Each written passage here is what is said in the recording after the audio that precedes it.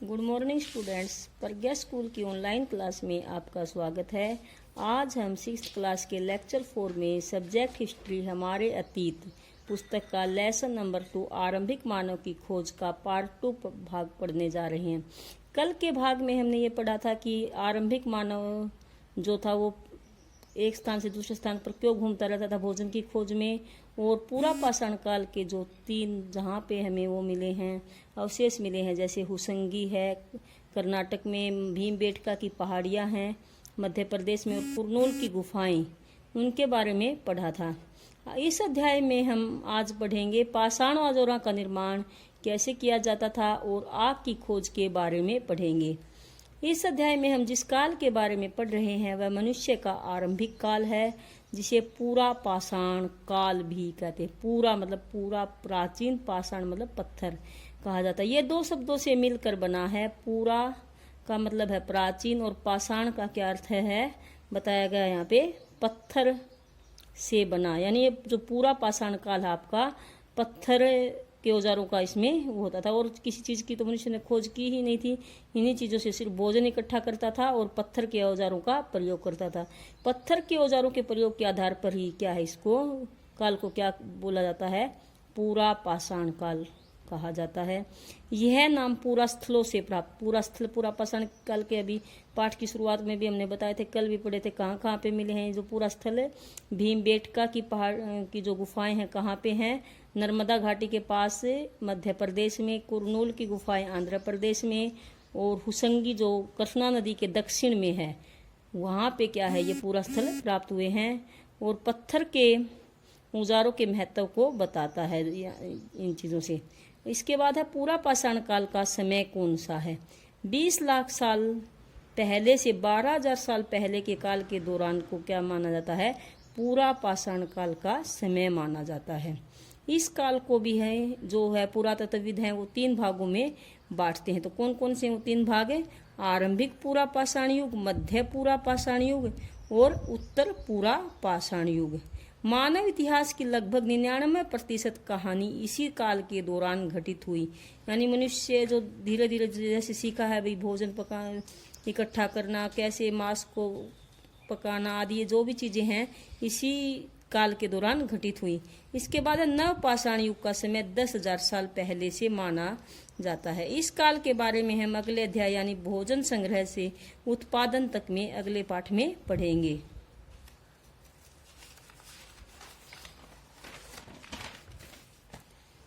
अब है पाषाण औजारों का निर्माण कैसे करते थे। जो पूरा पाषाण काल के जो आरंभिक मानव था वो औजारों का निर्माण कैसे करता था।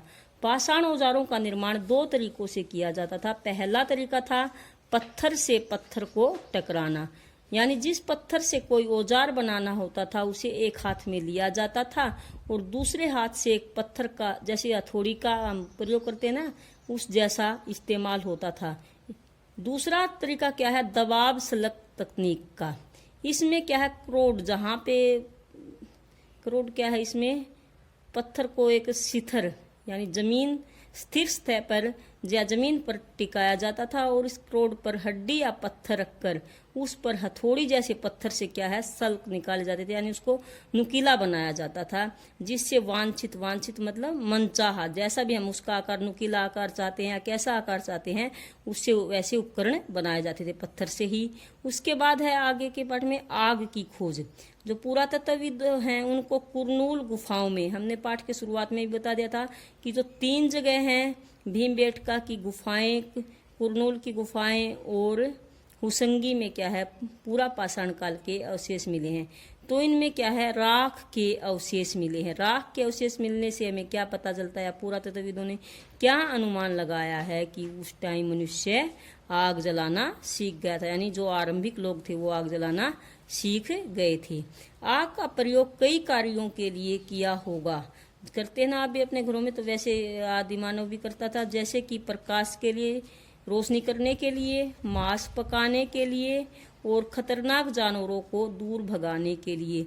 इन सब चीज़ों के बारे में आप 3rd और 4th क्लास में पढ़ चुके हो कि कैसे मनुष्य ने 2 चकमक पत्थरों के द्वारा आग की खोज की होगी, सूखे पत्तों में आग लग गई होगी, कैसे मांस पकाना कैसे सीखा होगा मनुष्य ने कि जब वो मांस खा रहा हुआ तो एक मांस का टुकड़ा क्या है उसमें आग में गिर गया होगा और फिर जब उसने वो खाया होगा तो वो ज़्यादा स्वादिष्ट लगा होगा। इस प्रकार उसने क्या आग जलाना वगैरह इस तरह चीज़ों का, और जब उसने देखा होगा कि आग जलाने से जो जानवर है वो उनसे डरकर दूर भाग रहे हैं तो इन चीज़ों के लिए आग का उपयोग करने लगा। अब है आपका होमवर्क। आज तुम फल काटने के लिए कौन से औजारों को चुनोगे, वह औजार किस चीज़ से बना होगा। आपने पीछे देखा कि आरंभिक मानव फल आदि काटने के लिए कैसे औजारों का प्रयोग करता था, पत्थर के औजारों का प्रयोग करता था। आप कौन से औजारों का प्रयोग करते हो, किस चीज का प्रयोग करते हो।